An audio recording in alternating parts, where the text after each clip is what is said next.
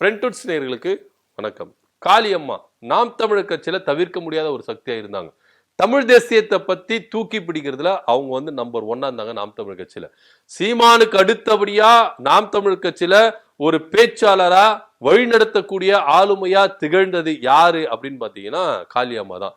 இந்த பொறாமையின் அடிப்படையில தான் காளியம்மாவை வசைகள் பாடி கேவலமான ஆடியோக்களை போட்டு காளியம்மாவை எந்த அளவுக்கு அசிங்கப்படுத்தணுமோ கேவலப்படுத்தணுமோ இழிவுபடுத்தணுமோ படுத்தி அவங்கள கட்சியில இருந்து தூக்கிட்டார் நாம் தமிழர் கட்சி சீமான். ஏன்னா இதெல்லாம் பாத்தீங்கன்னா பதிவுகள் அதிகமா இருக்கு. நாம் தமிழர் கட்சியில சீமானுடைய ஆடியோக்கள் பாத்தீங்கன்னா எந்த அளவுக்கு ஒரு பெரிய தாக்கத்தை ஏற்படுத்திச்சு. அப்படி இருந்தா கூட காளியம்மாள் என்ன பண்ணாங்கன்னா சீமான் மேல ரொம்ப நம்பிக்கை வச்சிருந்தாங்க. அண்ணன் இப்படி பேசியிருக்க மாட்டாரு, இது யாரோ ரூமர் கலப்பி விடுறாங்க, இது யாரோ மாஃபிங் பண்ணி பண்றாங்க, அப்படி இப்படிலாம் சொல்லி என்ன பண்ணாங்க, தொடர்ந்து என்ன பண்ணாங்க கட்சியில நீடிச்சிருந்தாங்க. ஆனா சீமான் அவர்கள் திட்டமிட்டு கட்சியில அவங்கள எப்படியெல்லாம் தவிர்க்கணுமோ அந்த விதத்துல எல்லாம் தவிர்த்தாங்க. ஆனா இருந்தாலும் அவங்க கட்சியில ஒதுங்கியே இருந்தாங்க, ஈடுபாடு படல.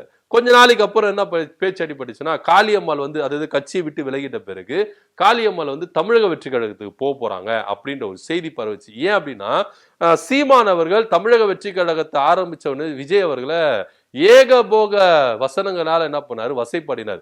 ஒன்னு ரோட்டுக்கு இந்த பக்கம் நில்லு அந்த பக்கம் நில்லு, நடுவுல நின்னா லாரி அடிச்சு போட்டு செத்து போயிருவேன் அப்படின்ற ரேஞ்சில எல்லாம் என்ன பண்ணாரு, பேச ஆரம்பிச்சாரு. சோ இத பேச்சோட வெறுப்பின் காரணமாக நிறைய அதிருப்திகள் என்ன பண்ண நாம் தமிழ் கட்சியில தம்பிகள் எழும்பினாங்க. இது போக பெரியாரை பற்றி இழிவா பேசுனது, பெரியாரிசத்தை பத்தி அவங்க கேவலமா பேசுனது. சோ இதனால இவர் தமிழ் தேசியத்தை விட்டு விலகி போறாரோ, சங்கிகள் சக நண்பர்கள் அப்படின்னாரு, பாப்பான் எல்லாரையும் சமமாக பாப்பான் அப்படின்னாரு. சோ ஒருவேளை இவருடைய பேச்சுவார்த்தைகள் நடைமுறைகள் எல்லாமே பாசிசத்தை நோக்கி போகுதோ, தமிழ் தேசியத்தை விட்டுட்டு பாசிசத்தை நோக்கி சனாதனத்தை நோக்கி இவர் போறாரோ அப்படின்ற மாதிரி நிறைய அதிருப்தி தம்பிகள் எழும்பி என்ன பண்ணாங்க, கொலையா என்ன பண்ணாங்கன்னா தமிழக வெற்றி கழகத்துகளையும் திமுக கட்டியும் என்ன பண்ணாங்க, போய் ஐக்கியமாயிட்டாங்க. சோ அந்த ரேஞ்சில் பாத்தீங்கன்னா காளியம்மாளும் தமிழக வெற்றி கழகத்துல தான் போய் சேர போறாங்க அப்படின்ற ஒரு ரேஞ்சில். ஏன்னா விஜய் அவர்கள் என்ன சொன்னார்னா, திராவிடமும் தமிழ் தேசியமும் என்னுடைய இரு கண்கள் அப்படின்ற ஒரு கொள்கை பிரகடனத்துல என்ன பண்ணாரு சொன்னாரு.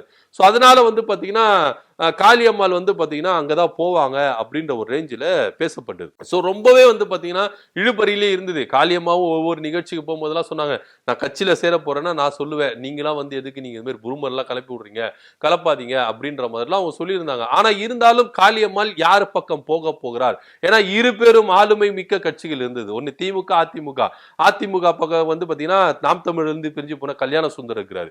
திமுக பக்கம் பாத்தீங்கன்னா நாம் தமிழ்ல இருந்து பிரிஞ்சு போன ராஜீவ்காந்தி இருக்காரு. இவங்க ரெண்டு பேரும் பாத்தீங்கன்னா அட்டன் டைம்ல காளியம்மா கிட்ட என்ன பண்ணிருக்காங்க, பேச்சுவார்த்தை நடத்திருக்காங்க. ஒண்ணு நீங்க திமுக பக்கம் வாங்க, இல்ல அதிமுக பக்கம் வாங்க அப்படின்னு சொல்லிட்டு. இன்னொரு பக்கம் பாத்தீங்கன்னா விஜய் அவர்கள் காளியம்மா கிட்ட ரகசிய பேச்சுவார்த்தை நடத்தி தமிழக வெற்றி கழகத்துக்கு வாங்க, அதனாலேயே பாத்தீங்கன்னா தமிழக வெற்றி கழகத்துல ஒரு பெரிய போஸ்டிங் காளியம்மாக்காக வெயிட்டிங்ல இருக்குது, இன்னிய வரைக்கும் இருக்குது அப்படின்றது நேசமான உண்மை. 2ஆம் ஆண்டு தொடக்க விழாவில் காளியம்மாள் போயிட்டு தமிழக வெற்றி கழகத்துல போய் இணைய போறாங்க, அவங்களுக்குன்னு ஒரு பெரிய பதவி அனௌன்ஸ் பண்ண போறாரு அப்படின்ற மாதிரி பேச்சு அடிக்கப்பட்டது.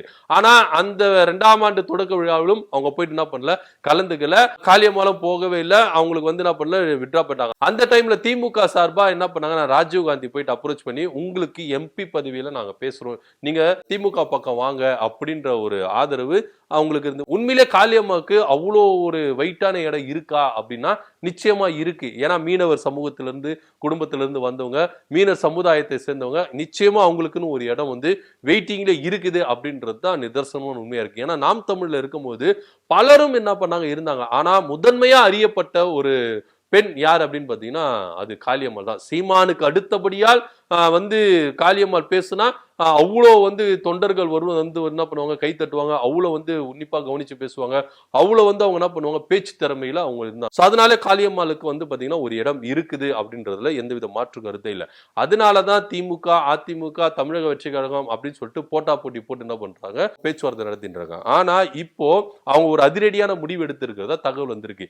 எந்த கட்சியில நான் சேர போறேன், யாரு கூட நான் போய் சேர போறேன், எந்த விதத்துல போய் சேர போறேன் அப்படின்றத அவங்க என்ன பண்ணிருக்காங்க, தெளிவா சொல்லியிருக்காங்க. என்னதான் இருந்தாலும் நான் போய் சேர போறேன்னா அது நானே உங்களுக்கு சொல்லுவேன், நீங்க கவலைலாம் படாதீங்க, யாருமே இது வந்து ரகசியமாலாம் பண்ணி மூடி வைக்க மறைக்க முடியாது.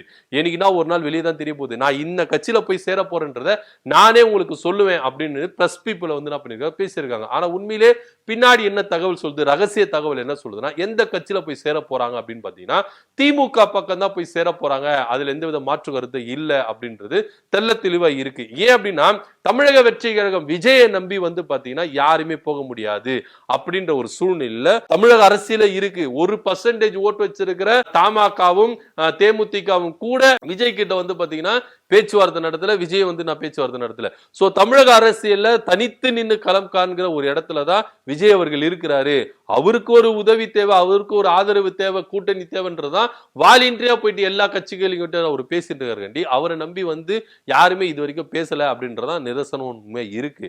சோ இதன் மத்தியில காளியம்மாள் புதுசா கட்சி ஆரம்பிச்சு விஜயை நம்பி போய் அங்க அவங்களுக்கு ஒரு வெற்றிடம் இருக்கிறத விட இங்க ஆளுமை மிக்க திமுக போய் சேர்ந்து அவங்களுக்குன்னு ஒரு இடத்தை, தனித்துவமான இடத்தை பெற்றுக்கொள்வதுதான் அவங்க எதிர்பார்ப்பாங்க அப்படின்னு சொல்லிதான் காளியம்மாள் கூட இருக்கிறவங்க நமக்கு தகவல் கொடுத்திருக்காங்க. சோ கூடிய விரைவில் 2026 சட்டமன்ற தேர்தலுக்கு முன்பாக காளியம்மாள் திமுக போயிட்டு ஐக்கியமாக போவதாகவும் அவங்கள வேட்பாளரா நிப்பாட்டுறதுக்கான வாய்ப்புகள் அதிகமா இருக்கு அப்படின்னு சொல்லிட்டு திமுக தரப்புல இருந்து நம்மளுக்கு என்ன பண்ணுது தகவல் வருது. ஏன்னா இப்ப ராஜ்யசபா எம்பி வந்து 4 பேர் அனௌன்ஸ்மெண்ட் பண்ணிட்டாங்க. இதுக்கப்புறம் வந்து பாத்தீங்கன்னா அடுத்த வருஷம் தான் ராஜ்யசபா எம்பியை தேர்ந்தெடுக்கணும். சோ 2026 சட்டமன்ற தேர்தலில் காளியம்மாளுக்கு ஒரு தொகுதியை வந்து அலாட் பண்ணி அந்த தொகுதியில அவங்கள நின்னு ஜெயிக்க வச்சு அவங்கள சட்டமன்றத்துக்கு கூப்பிட்டு சட்டமன்றத்திலும் காளியம்மாளுடைய குரல் ஒலிக்கணும் அப்படின்றது தான் திமுகவுடைய எண்ணமா இருக்கு. அதனால வந்து பாத்தீங்கன்னா திமுக கிட்ட அவங்க பேச்சுவார்த்தை நடத்திட்டு இருக்காங்க. கூடிய விரைவில் திமுக போயிட்டு காளியம்மாள் ஐக்கியமாக போறாங்க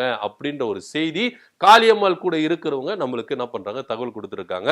சோ உண்மையிலே வந்து பாத்தீங்கன்னா நாம் தமிழ்ல நின்று எத்தனையோ தேர்தலில் நின்று அவங்க என்ன பண்ணிருக்காங்க, தோற்றிருக்காங்க, நல்ல வாக்கு வாங்கியிருக்காங்க. ஆனா நாம் தமிழர்லயே நின்ன வேட்பாளர்களே அதிகமான வாக்குகள் வாங்கி தோற்றிருக்காங்கன்னா அது காளியம்மாள் மட்டும்தான். வேற யாருமே வந்து பாத்தீங்கன்னா காளியம்மாளுக்கு ஈக்குவலா யாருன்னா ஓட்டு வாங்கியிருக்காங்களா நாம் தமிழர் கட்சியிலனா இல்லவே இல்லை அப்படின்ற ஒரு ரேஞ்சில தான் காளியம்மாளுக்குன்னு ஒரு பவர், ஒரு மக்கள் ஆதரவு அவங்களுக்கு இருக்கதான் செய்யுது.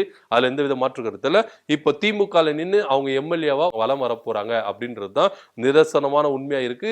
அரசியல் வட்டாரத்திலும் அப்படிதான் பேச்சுகள் அடிபட்டிருக்கு. சோ காளியம்மாள் அவர்கள் வந்து தமிழக வெற்றி கழகத்திலேயோ இல்ல மற்ற எந்த கட்சியிலயோ போய் சேர போறதெல்லாம் இல்ல. உண்மையிலேயே வந்து பாத்தீங்கன்னா திமுக பக்கம் தான் அவங்க போய் இணைய போறாங்க அப்படின்னு நம்பத்தக்க தகவல் நம்மளுக்கு வந்திருக்கு. சோ அதன் அடிப்படையில கூடிய விரைவில் திமுக போயிட்டு காளியம்மாள் சேர போறாங்க. சோ காளியம்மாள் வந்து திமுக போய் சேர போறாங்க அப்படின்ற தகவல் வந்திருக்கு. இதை நீங்க எப்படி பாக்குறீங்க அப்படின்றத கீழே கமெண்ட் பண்ணுங்க. நன்றி, வணக்கம்.